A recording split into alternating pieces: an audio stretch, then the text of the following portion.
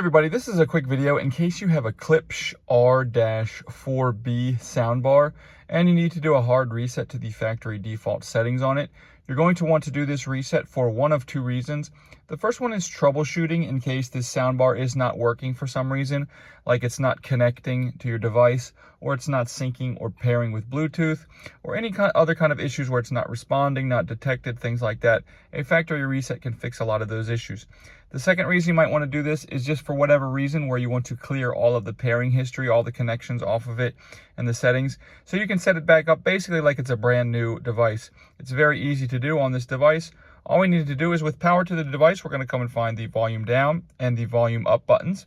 And we're just going to press and hold the volume down and volume up buttons simultaneously for at least 10 seconds. So after those 10 or 12 seconds, you can go ahead and release the buttons. The soundbar will reset, at which point you can go ahead and set it up like a brand new soundbar.